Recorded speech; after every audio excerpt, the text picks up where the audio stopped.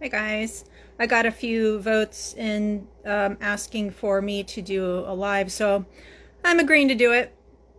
Haven't been here for a while. Hope everyone's been well, and yeah. So yep, got some folks joining in. And by the way, I'll start by saying this is an impromptu deal. I came across a post earlier by a rescue, and I was a bit concerned about the wording, the narrative, the just kind of the position of what they were talking about. And I'm going to wait until a couple more folks, hopefully join. Good to see you. Hi. I'm glad you made it. Um, yeah, I wasn't really planning on doing this today, but then this happened today, and I said, well, let me talk about it a little bit. Uh, so I'm just going to pull up that post. I'm just watching for some folks to come in, hopefully they'll show up. If you have any questions, by the way, you can shoot anything you want to me at the moment. You have me on screen, and I can try to answer general questions if you have anything in mind. I don't want to butcher your name. I apologize. Your handle, who I see there, and anyone can send a quick question if they have one while I'm kind of waiting for more folks to tune in. Hey there. Hey there. So just getting started. I just wanted a couple more folks to jump on before I really went into it. But for those who don't know, I admin a head tilt support group on Facebook. Been doing it for 6 years. So that's a lot of my background of how I've accumulated so much knowledge about head tilt and cuniculi and rabbits. Of course, I have my own firsthand experience of cuniculi and head tilt and rabbits. I've had 3 EC rabbits. 2 are still with me.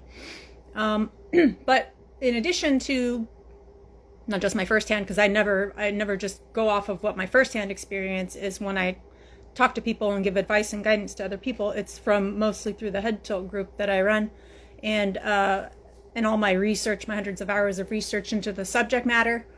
I don't know everything, though. That's just my humble, position. I can't know everything. Not even the best vet on the planet can really know everything about E. cuniculi. It is a highly complex and challenging pathogen to understand.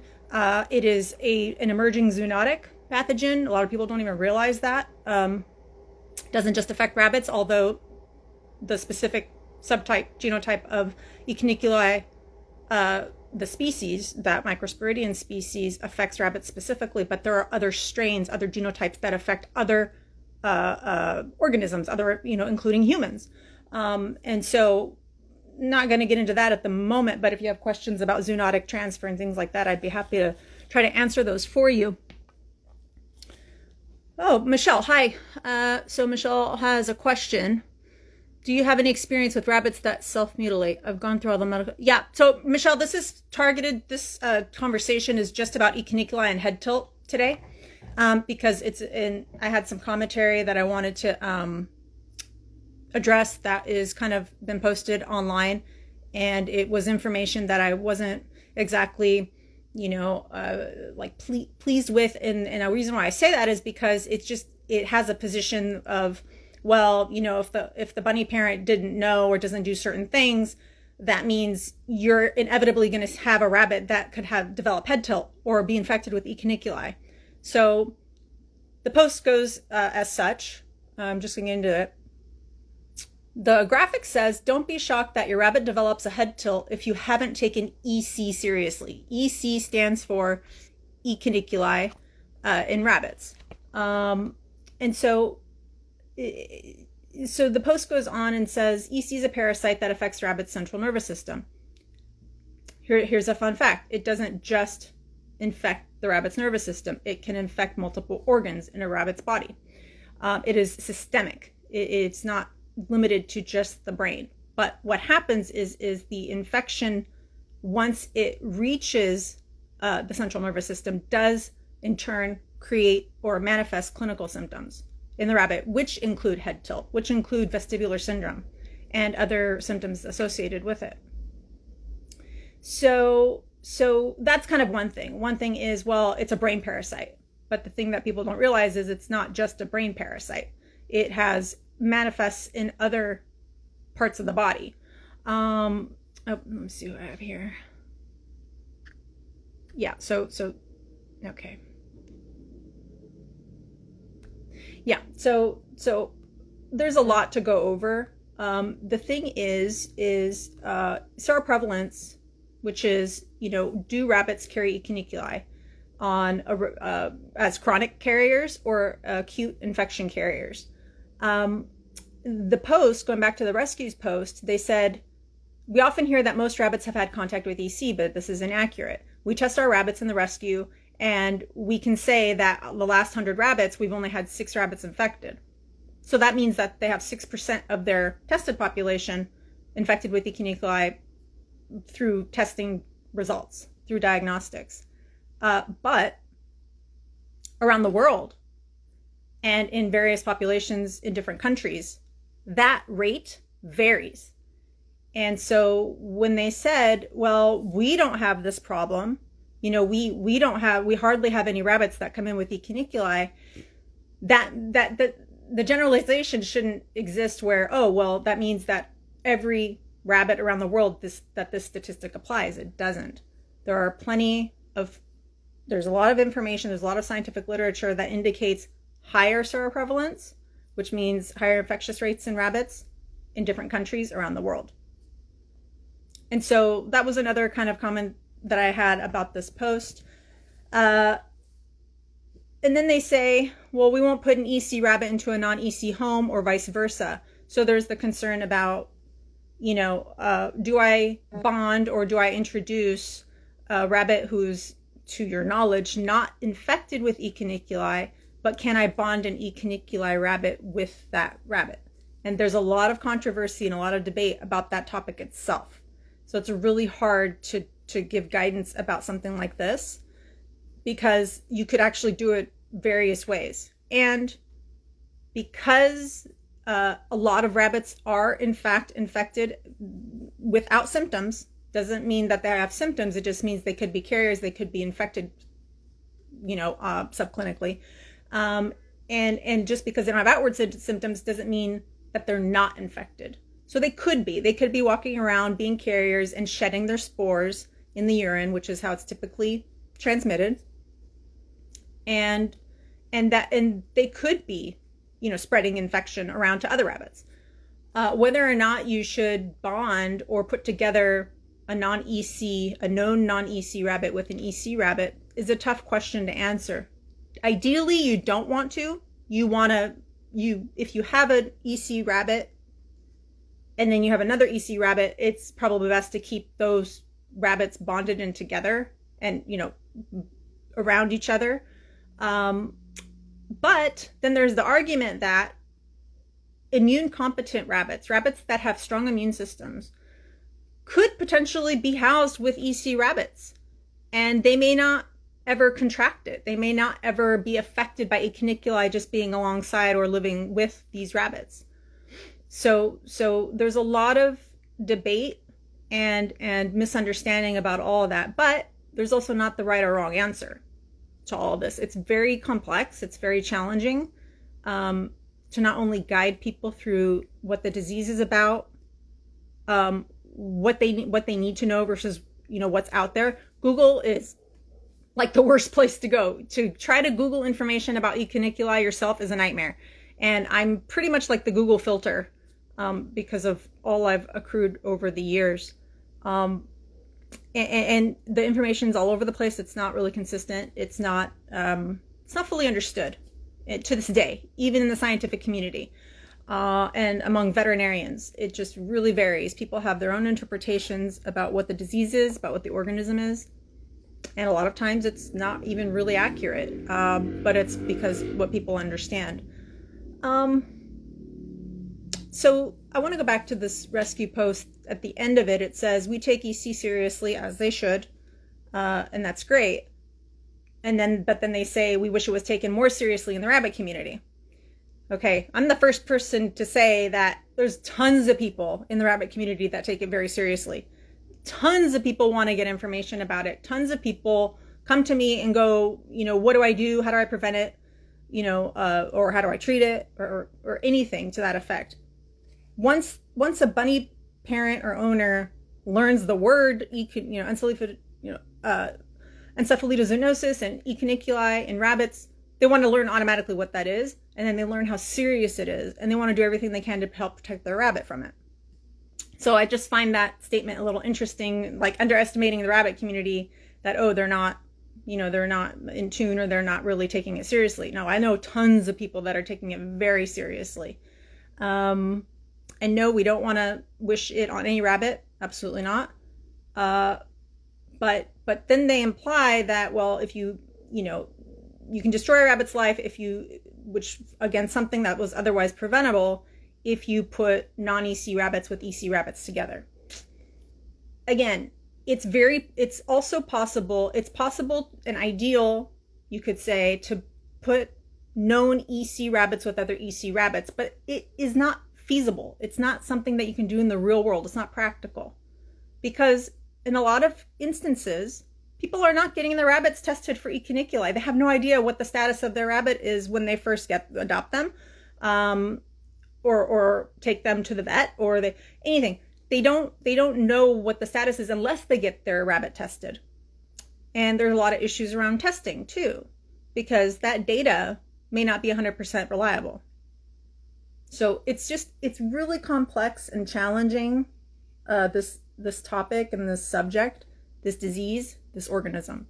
It's very complex, and it doesn't take one or two posts to try to explain it all. It's impossible. That's why when I post, I'm not, my slides, they're a snippet of the grand scheme of things. It's just not even comprehensive enough. And I think I write a lot. I write a ton. I write, very detailed information. And it's still not even enough, because this subject matter is very challenging to understand, even for veterinarians. And, it's difficult to navigate. And all you care about, really, the layperson, the person who has bunnies, the person that wants to protect their bunnies from diseases and harm and injury, illness. All you care about is, what do you do if they ever develop it? And how do you, and what do you do, of course, to try to prevent it? But the thing is, prevention strategies are also a bit complex, and they're also not 100% guaranteed.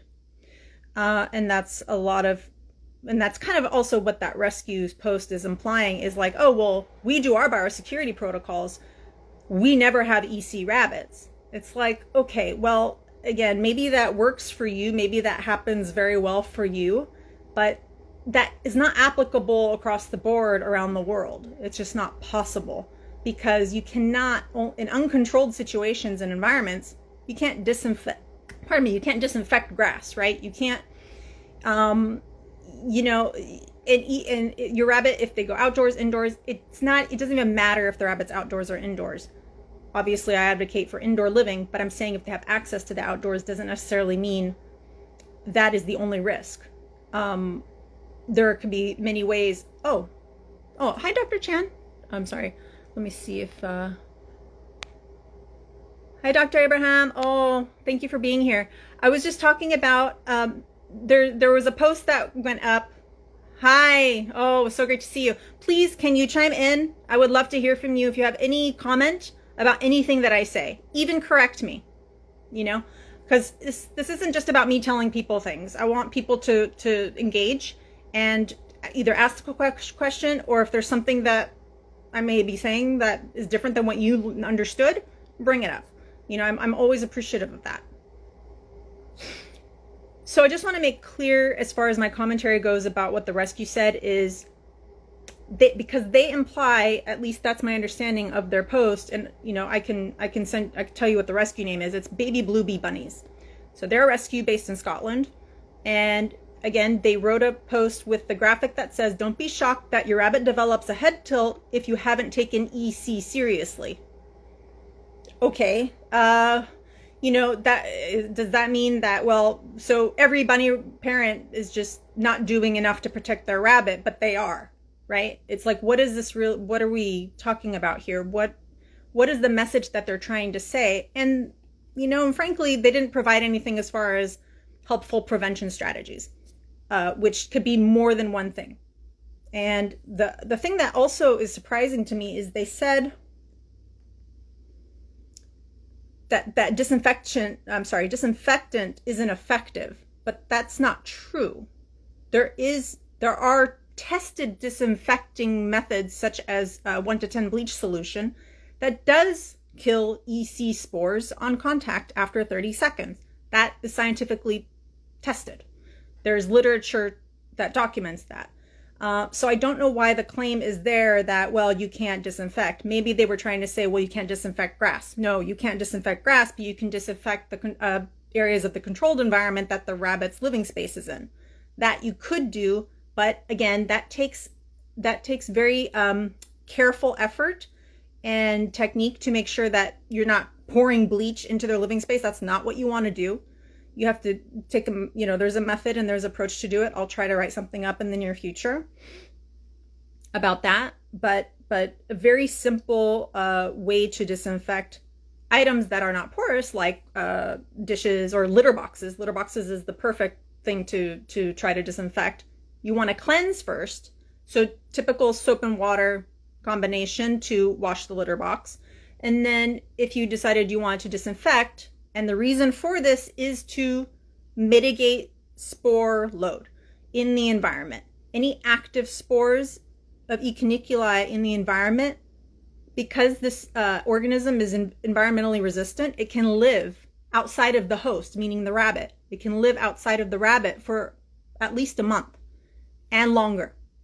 So it has the potential to infect other rabbits. That is generally, not the only way, but generally in most instances how it is transmitted between rabbits through the ingestion of urine, sometimes feces too, contaminated food, water, etc.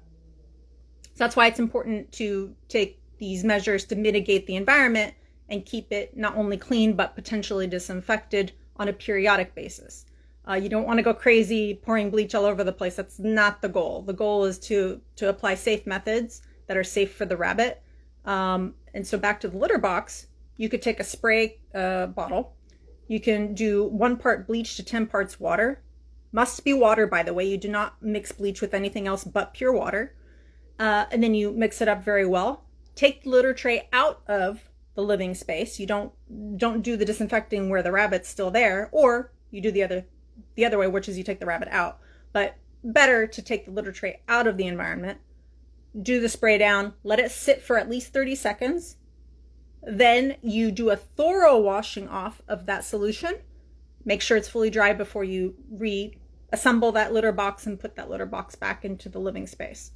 So that's just one of a number of things that you could do to apply biosecurity measures in the rabbit's habitat. Basically. Let's see. And then, so just real quickly about, how prevalent is E. cuniculi in rabbits around the world. The thing I wasn't really fond of with what the rescue was posting was that, well, because we have 6% of our tested rabbits out of 100, so 6 out of 100 rabbits only were EC positive. And so that's just a snippet, right? That's just a sample population that had testing done. It doesn't represent seroprevalence around the world. And I think Dr. Antello, you might agree with that. Seroprevalence, meaning, how prevalent is the organism infected in rabbits around the world? It varies. I mean, the US has different statistics than the UK. The UK has different statistics than South Africa, and so on. And so it just really varies depending on where you are. But it is possible that there is very low prevalence in certain other areas of the world, like the Nordic regions, that they are known to have lower seroprevalence. But again, the other thing that I want to make a point of is head tilt does not equal E. cuniculi. A lot of people get this confused and it's very misunderstood. Head tilt is not only caused by the cuniculi organism.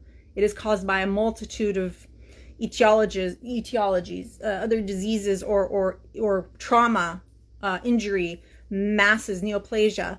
There are other causes to head tilt in rabbits that aren't being considered either.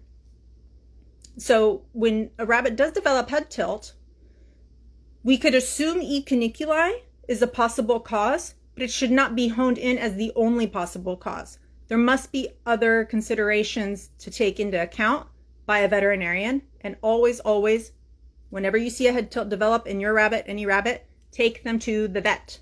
Take them to a qualified vet, someone ideally who has experience and sees a good number of rabbit patients, but we can't all be choosy either. We may be in a location where we don't have access to qualified exotic vets.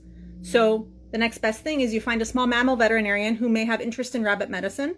And if anything, just go to an ER or go to any small mammal vet who's willing to at least intake the bunny, do an exam, attempt a diagnosis, and treat. That is key. So the most important thing, at least, is to make sure that you get vet care the second that you see the symptoms. And the symptoms, we have head tilt. That is the most commonly understood and recognizable symptom of E. cuniculi or other diseases that can cause it. But then there's also the vestibular syndrome. So vestibular disease is what head tilt is a symptom of. And vestibular disease encompasses a multitude of symptoms like dizziness, falling, rolling. When you see a rabbit, what looks to be a seizure, and even seizures could be a presentation of E. cuniculi infection or other types of diseases. So any of these symptoms are emergencies. Any of these warrant an immediate vet visit as soon as you can. And then, I can go on about how you go towards treatment and what treatments are available, if you wanted me to get into that. But if there's any questions at the moment, I'll be glad to take them. Oh, hi. I'm just seeing how more folks are joining. I really appreciate it. Thank you. If anyone has questions about E. cuniculi or head tilt in rabbits, please, whatever you think of, definitely let me know. I'll be glad to try to answer those for you. I'm overseeing a couple of cases right now, if anyone's interested in that. I mean, I've been sharing this bunny named Shenhav. The parent is in the East Coast. This bunny was on palliative care, and the vet had deemed the rabbit essentially, that the rabbit's probably not going to survive kind of thing. They give a poor, pretty guarded to poor prognosis for this rabbit. And at this point in time, we're 3 weeks post that prognosis, and this bunny has started maintaining balance again, thankfully. And I won't go into the details as to the how and the why, but there are many possible reasons for it. And one could have been due to an ear flush that had gone probably bad, meaning it's possible that this rabbit who did end up having an ear flush at one point in time, which coincidentally, the vestibular disease happened after the ear flush had taken place in the rabbit. And so it is our theory and best possibility of a cause of the head tilt and the vestibular disease in this rabbit. So now we're 3 weeks after the incident, after the event, and this bunny is improving. It's pretty amazing. I mean, we're doing a lot of supportive care, the mom is doing a lot of supportive care.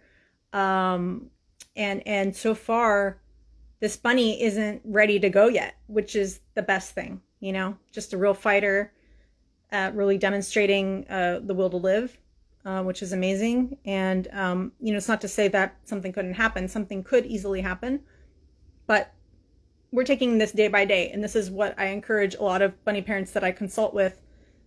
These diseases and these disabilities and symptoms, you do have to take kind of a short-term approach to them, because we don't ever know if and when the disease could really take a turn for the worse or not.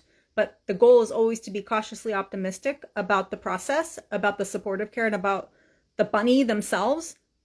and get hope that they will survive it and recover from it. But that is a different story for every case. Not one case is like the other. And so when people compare each other with what, like, oh, I have a head tilt rabbit, and this bunny, they look like they recovered in like 2 weeks from their head tilt. How did they do that? What is the explanation? There are different reasons for that. And then you have the next bunny who takes months of supportive care, intense supportive care, multiple medications. They're not walking, many things going on. And you don't even know if the rabbit's going to survive, but it takes them months to recover from the disease. And then from their, if they develop disabilities, which they easily could, that can happen. And so it just is a longer road for that rabbit. Really depends on a lot of things. Megan asked, let's see, any comment on an cuniculi storm which caused a seizure which led to euthanasia?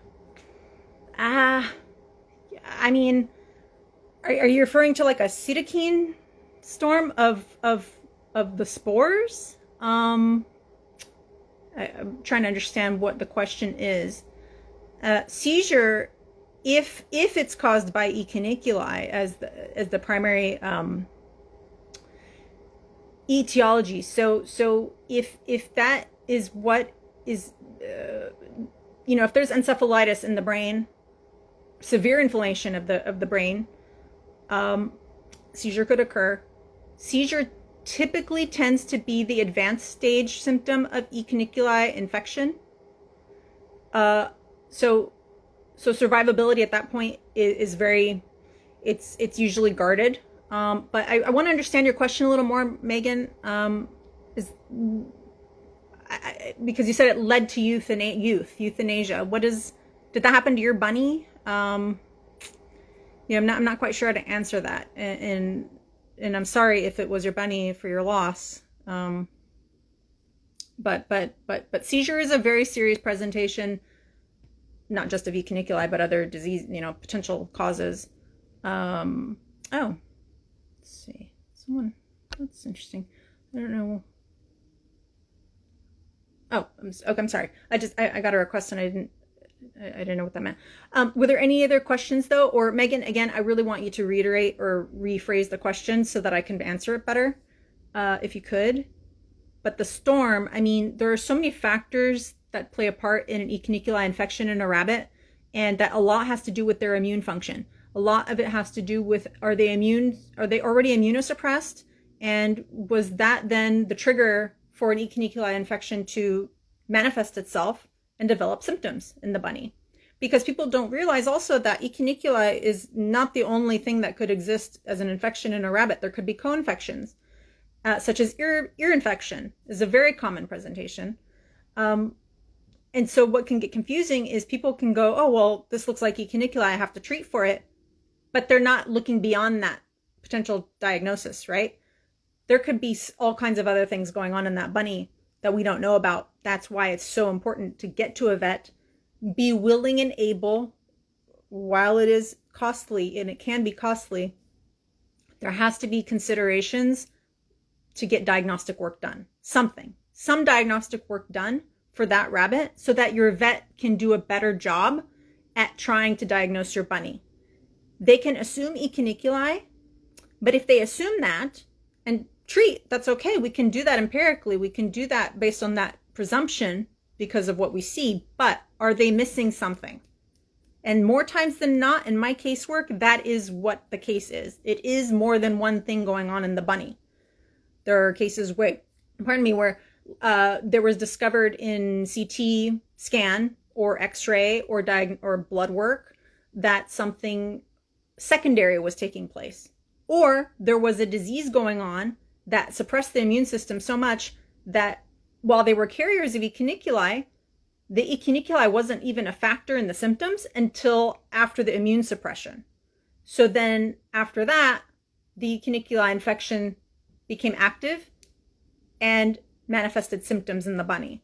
So it could be very challenging for a vet to address cuniculi and head tilt related conditions in rabbits if they don't have all the information that they need to make the right calls, the right diagnosis, give the right treatment.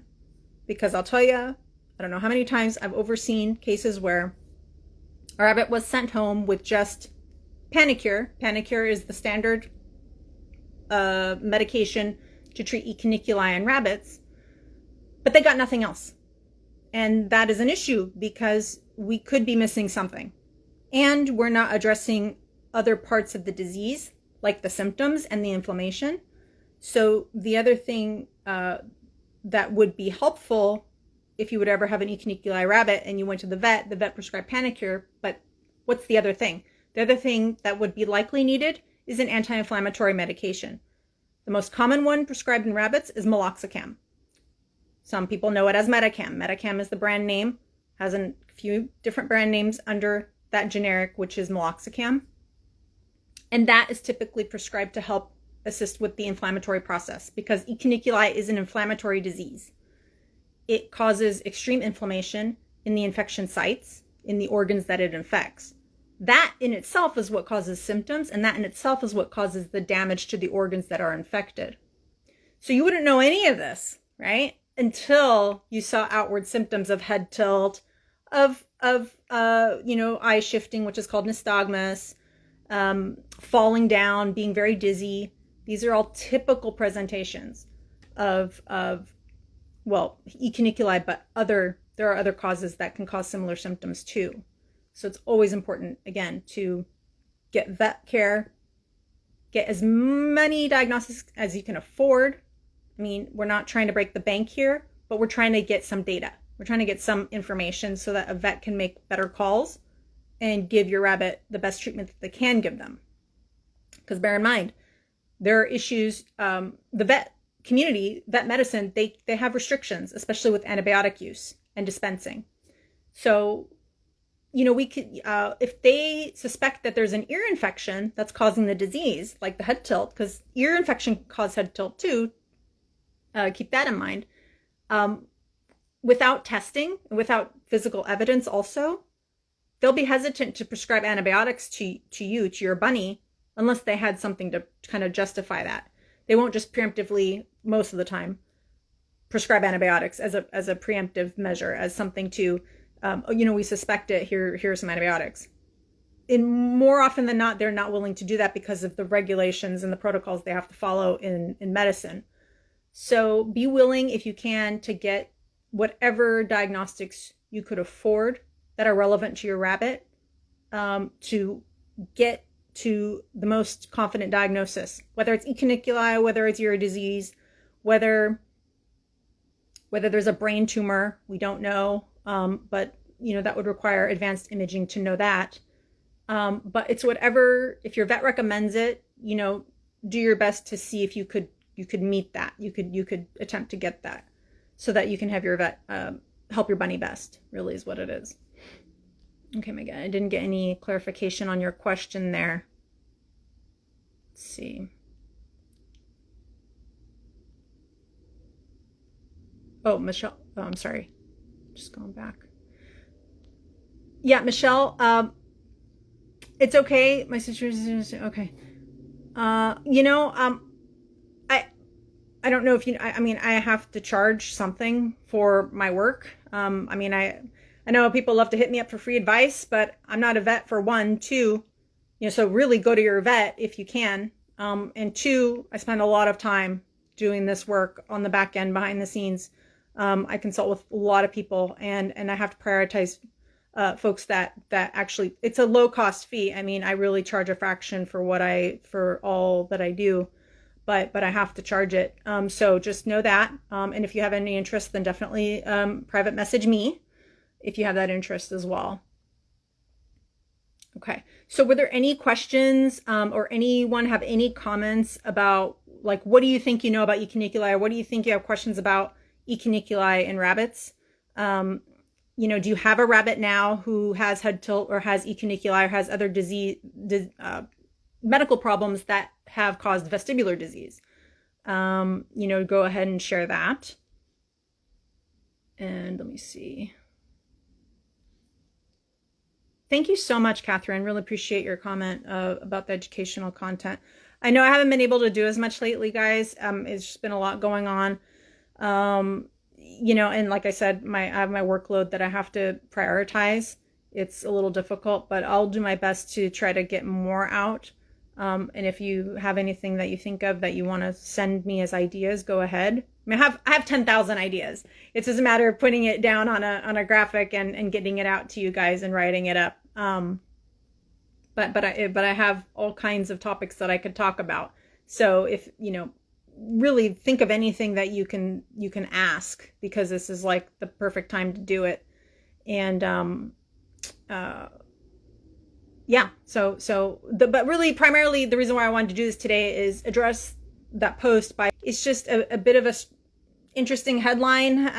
It just makes me think, well, what are you implying to the bunny parents who may not have a clue, about this disease, about the pathogen, the organism that is being referred to here, and to make implications that, let's see, one, making the claim that there is no disinfectant available, which there is. You can disinfect controlled areas and certain items to control the spore load, but just that claim, I don't understand that. And no, we don't wish E. cuniculi on any bunny, but again, the fact of the matter is, it is one of the most studied pathogens in science, believe it or not, and it's the most misunderstood. It's one of the most complex, hands down. I don't know one person aside from the clinical pathologist at the University of Miami who I know, who I have a connection with. She studies this organism extensively, and she's not the only one, but she is someone who, I really regard her work, and she's literally doing research projects as we speak. So I'm really looking forward to seeing more of her work come out, because it really will help advance rabbit medicine in this area, this subject matter, because it's so hard. A lot of people don't understand it. Just if you have questions, I really bring them my way. Anything you can think of. Hi, Fuzzy Bunny. Oh, hi. Thank you. So you have a question that says, statistically, is head tilt more likely to be EC than other possible issues like ear issues? That's a great question. Thank you. In my non-vet but highly experienced opinion, it is probably more likely statistically, and I can't give you a number because I don't have data to crank out and calculate for you. I don't.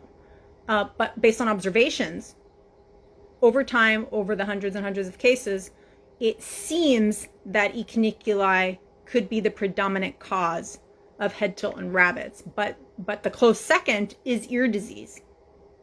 So typically, there's always a suspicion of E. cuniculi, but ear disease is the second most common, if not equally common, cause of vestibular disease and head tilt in rabbits. So that's why, again, I said before, we can suspect E. cuniculi, that's okay, but don't hone in on it. Don't make that the only consideration. Got to open it up a little bit more, broaden those horizons, and understand, did my rabbit accidentally eat a plant that they weren't supposed to? Toxic exposure and ingestion could also be a cause of head tilt and vestibular disease in rabbits, even seizures. Look into that. Was the rabbit ever exposed to another known E. cuniculi rabbit? Okay, let's maybe get that. And how do we do that? Typically, worldwide, the standard is an serological blood test. And that will provide information about the serological status of a bunny. And depending on the test, it varies around the world. Not every vet has the same kind of test, by the way, so it's a little difficult. But ideally, the test would include measures of antibodies that represent acute infection and chronic infection. And seeing both of those is extremely helpful to interpret and understand whether or not a rabbit has the high likelihood that their E. cuniculi infection is causing their symptoms. Because one question I can answer now is there testing available for E. cuniculi that proves a diagnosis? Technically, no, there isn't.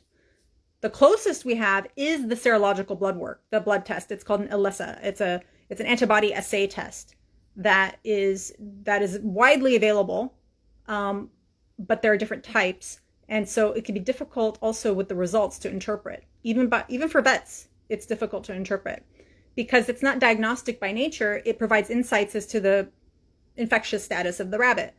But sometimes what can happen, and I said this a little earlier, is the bunny could be EC infected, right?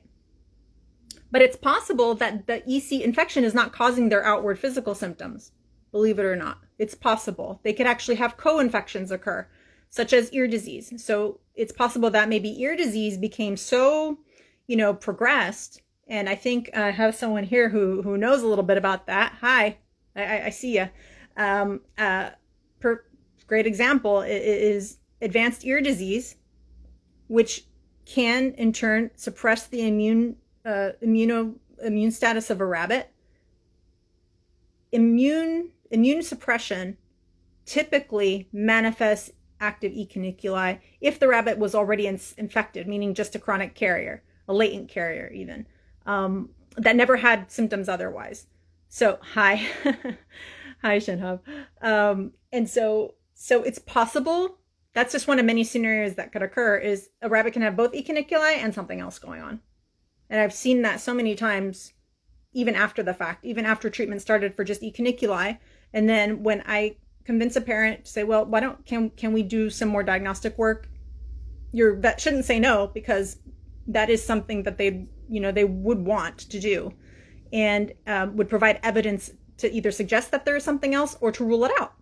And that's what the goal is. The goal is to make sure we're not missing anything, because something else could easily be going on in the bunny that we're not aware of. And EC sometimes can act like this red flag. There was another case where the bunny was E. cuniculi infected. They were treated for that, but it turned out months later, it was discovered that the rabbit had a huge tumor. And so then in retrospect, it could be thought that that tumor was brewing and growing and triggered that E. cuniculi infection, but they didn't know. They weren't aware of that there was a brewing or a growing tumor in the rabbit's body until it was sadly too late. So it's just very interesting how this organism works. It's very opportunistic. It capitalizes on a weakened immune system. So when we talk about prevention strategies and prevention methods, how can we prevent E. cuniculi in rabbits? Technically, it's impossible to have 100% protocol, but I help people and try to convey the fact that there are strategies that are available that could be done to help mitigate likelihood of exposure. But if that's not possible, because it's not, again, you can't do that 100% of the time, if the rabbit happens to be infected and a carrier chronically, without symptoms outward, seeing any physical symptoms, then maintaining and ensuring that they're otherwise immunocompetent, meaning they have a healthy immune system otherwise, that allows the rabbit to control the organism and have that managed relationship in them, if that makes sense. Because it's so opportunistic, it capitalizes on a weakened immune function of the host being the rabbit. So if there is a homeostasis of that relationship in the bunny's body, then it's possible that the rabbit can live as a carrier, otherwise healthy, not symptomatic, for much of their life, if not their entire life. Just depends on the bunny, just depends on the scenario, just depends on the case. So it's quite possible that a rabbit could be infected with E. cuniculi, but may never actually develop outward clinical signs or symptoms associated with it. Fuzzy Bunny, you're very welcome. Your bun had till a few months ago, and you immediately thought EC, brought him to the vet, and they saw that he had ear disease. Yes, we treated it, but we still gave Panicure for precaution. That's okay. And I know where you are, Fuzzy Bunny, there are no blood tests available for E. cuniculi. So a vet couldn't know, even if they wanted to, they couldn't test your bunny because they don't have these capabilities in their country. So that is also understood. So a vet in a country where testing is not available, not accessible, or where a client can't, a bunny parent can't afford it, because they're not cheap, no, but they're valuable and insightful to a degree. And it's nice to have that as evidence of whether or not your rabbit is a carrier. But because they don't have it in their country, the tests, it's okay that they operate on that presumption and suspicion if the clinical signs match, right? And so that's probably what your vet did initially. But I'm so glad that you went back and then you discovered, because it's that it was ear disease or ear infection, because that etiology, that's easier to diagnose, really, if you think about it. E. cuniculi is very difficult to diagnose in a rabbit. Very difficult. It doesn't even matter if you have blood work done. It's very difficult to definitively diagnose in a bunny. But ear disease, imaging will tell us definitively if they have ear infection. And that's where the value is when you can afford them or have access to them, is that it will give evidence that is needed to target the treatments that are necessary for that rabbit. Because again, just because one rabbit has head tilt for something doesn't mean the next rabbit with head tilt is going to have the exact same thing going on. That needs to be remembered. And then I mentioned also about expectations. You can't expect that one rabbit that all of a sudden, had 90-degree head tilt, and in 2 weeks their head was 100% corrected again, no disability whatsoever, and go, but why is my bunny still in it over 1 month of treatment, and my rabbit's head is still at 180 degrees, right? Or paralyzed, partially paralyzed, or some other symptom that is prolonging beyond even the treatment course. That is one thing I don't want bunny parents to do, is to compare their rabbits with other rabbits that may have a similar condition to yours, because I'll tell you, it's probably not 100% exactly what your rabbit has and the other rabbit has. And the other issue is immune system. That rabbit's immunostatus is probably not the same as the other bunny too. So maybe the bunny that has prolonged symptoms and more severe disease, it's possible that their immune function is not capable and not able to manage the infection, even with the treatments, even with the medication intervention that's going on. So there are differences. There are such differences in so many factors that play a part in the way a rabbit gets sick and in the way a rabbit recovers. So hopefully, that gives you a little bit of perspective about how this area of rabbit medicine works, because again, it's very complex, challenging as heck. It is probably the most challenging area, of rabbit diseases that's have the most difficult time dealing with, honestly. And bunny parents too, because you're going online, you're trying to go on Google. Google is just a cluster of, misinformation and old information, irrelevant information, but it's complicated. It's complicated. The subject is complicated. Not everyone knows what they're talking about. Really, I have to rely on scientific literature. That is what I rely on the most. And then I rely on veterinary references and guidance and clinical approaches that are practiced and taught by the exotic animal, zoo med part of veterinary medicine. That is the most reliable source of dealing with this pathology, dealing with this area for rabbits. It has the most accurate and up-to-date information, is what I would say, comparatively speaking to like other stuff on the internet, and even groups or even individuals that decide to, give their information about their personal experiences.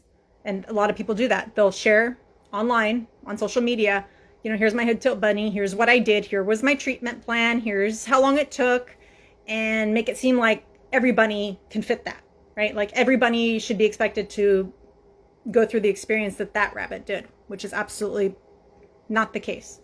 And I don't want people to fall into that idea that your bunny should be like that bunny, right? So I'm just gonna go back and check if there's any questions I missed. Sorry, guys. All rabbits need to get their teeth trimmed. Yeah, so, this conversation's really specific to the topic, which is E. cuniculi and head tilt in rabbits, Leslie. Generally speaking, not all rabbits need to get their teeth trimmed. It just depends on what's going on with that rabbit. Do they have evidence of dental disease? I have no idea. I can't give you a general response, but the general, you know, consensus as far as like, do they need it like preventively done? No. I mean, it just depends on the bunny and what's going on with that rabbit.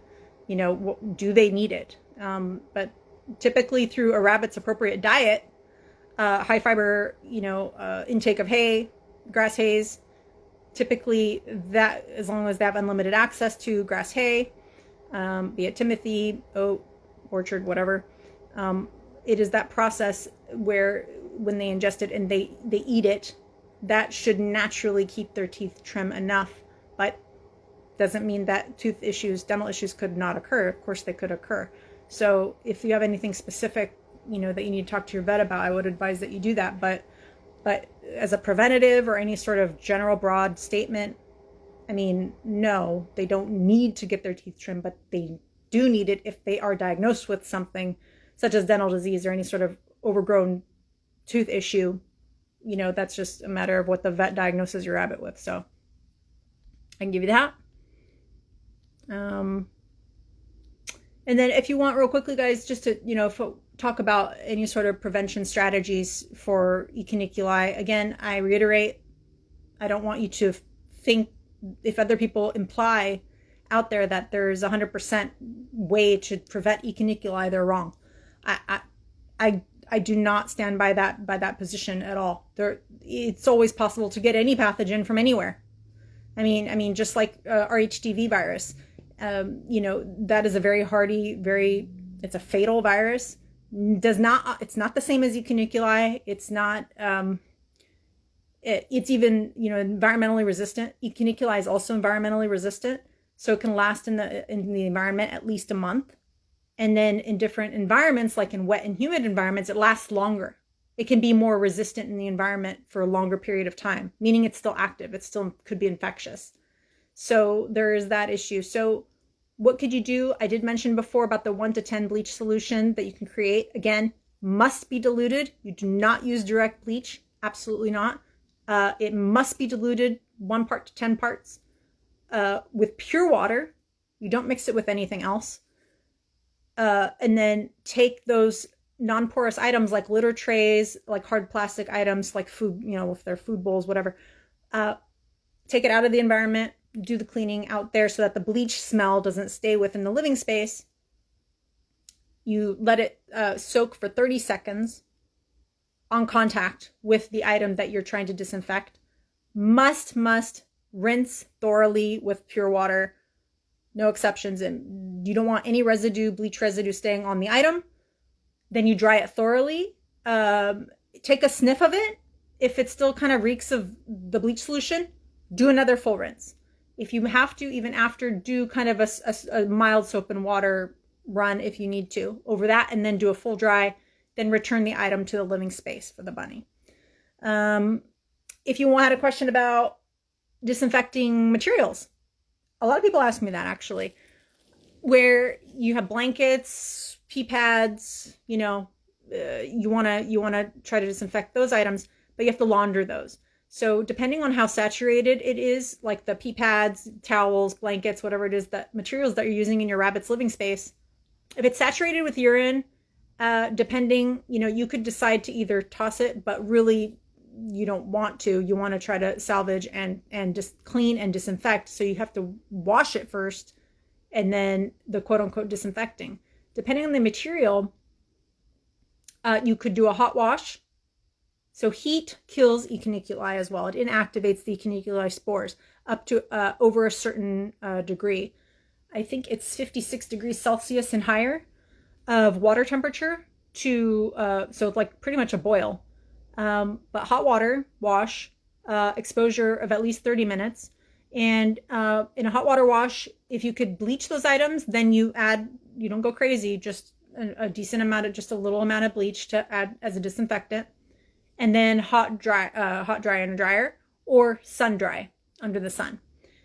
So that measure for soft materials, which are porous, hot water with detergent or hot water with bleach, just a little amount of bleach, don't go crazy, could be effective enough to remove most of the the infectious spores of E. cuniculi if they exist on those materials. So that's another kind of little tip there on disinfecting. Oh, thank you, Fuzzy Bunny. Another question from Fuzzy Bunny is, how about wooden toys, tunnels, and beds? Yeah, that's a good question. I use bleach for the room and plastic items, but not the wood items. Yes, so wood items, good question. That is difficult. That is one of the most difficult things to disinfect. You typically can't do it safely. I've heard people use F10 disinfectant if you have it accessible in your country. F10 is an effective disinfectant. I can't prove it though, because they don't have data that says that their disinfectant kills E. cuniculi, but I'm following the RWAF in the UK, the Rabbit Welfare Association Fund. Their resource indicates that F10 could be efficacious for killing E. cuniculi spores. So I'm just following what their guidance says. And so if not using that on a wood item, I typically would either recommend a high pressure, high heat water wash, but again, that's not something that's, I don't know that can salvage the wood item. So I especially if it's saturated with urine, I would recommend, to be safe, to toss it. I would. It's unfortunate, but if you have suspicion of E. cuniculi spore load or contamination, I should say, on the wood items, that is the least possible object to effectively disinfect, because you can't use a disinfectant safely on wood. It's porous too. So I know it's not probably something I want to hear, but other than that, I mean, other claims that have been used, and it's possible that it could work, is putting it under the sunlight outside for multiple hours. But again, I wouldn't know what the ambient temperature is there, if it's effective enough to really kill all the spores that are in the wood, right? In every single part of the wood, I wouldn't know. I mean, that's just hard to measure. But small items like wooden toys, I mean, depending on, cardboard, toss it. Cardboard isn't worth even saving if it has urine on it, particularly if it has urine on it. A wooden toys, same thing. If you could afford to. If you can't, then you can, like I said, I don't know that it's wise to do a full hot water wash. I think it would ruin it. So I would typically recommend to toss those. Again, if they're saturated, if they have urine on it. If they don't, if they were just in the environment, keep it with the EC Rabbit and don't share it, is probably what I would recommend. But plastic items and other things, those could be disinfected. Yeah. Let's see. So I have another question from MJ Citor. I'm sorry to butcher your profile name. From your understanding, some rabbits may retain having a head tilt or have permanent mobility or disability like paresis and paralysis. If so, what is an obvious sign that an EC rabbit has recovered? That's a good question. There isn't really an obvious sign except in recovery. I'm sorry, you have onset of symptoms, you have treatment interventions that take place. That time frame can vary, by the way. There's an average time frame of 30 days or 28 days because of the fenbendazole. Fenbendazole, typical standard treatment for active infection, is 28-day course, consecutive course.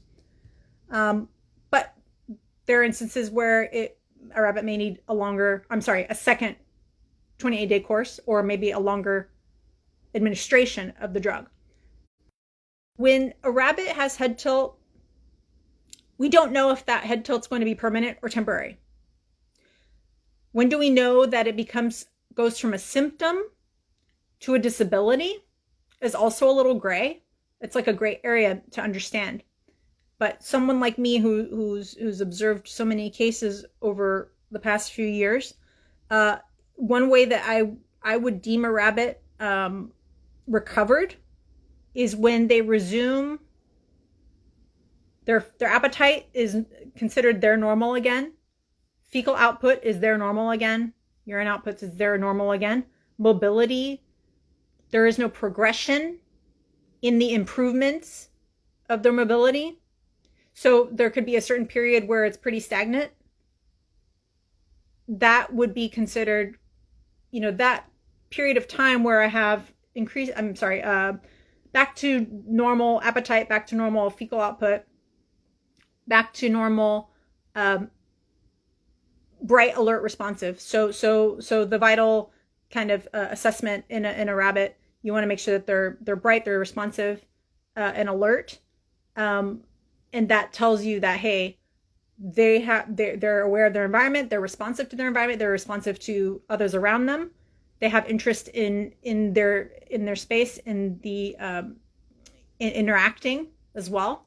Everything seems somewhat normal except for their disability at that point in time. And so head tilt without the rest of the vestibular signs, and the head tilt remains, that is another sign that it could be now the disability. So when they stop falling, when they stop rolling, when they stop having nystagmus, shifting of the eyes, whether horizontally or vertically, when all those C's, except for the head tilt, that could be an indication that the head tilt has then now become a disability versus a symptom. Now, how long they can have the head tilt remain, no one could predict that. Not me, not a vet.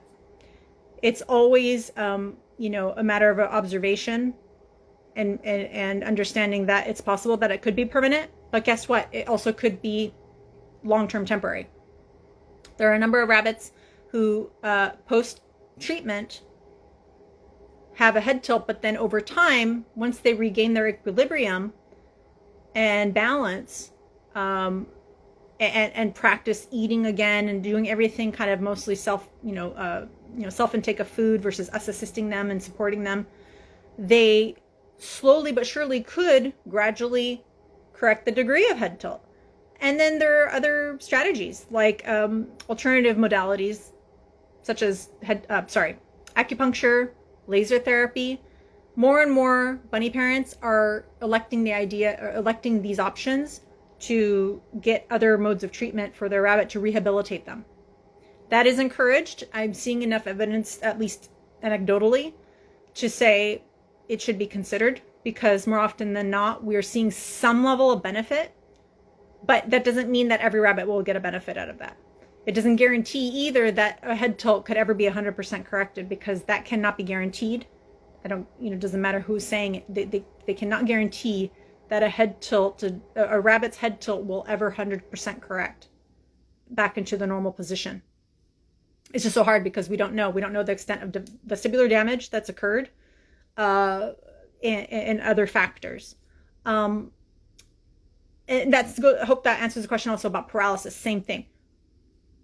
Every other parameter of measure for the rabbit to resume kind of their normal with appetite, food intake, fecal output, their weight is stable again.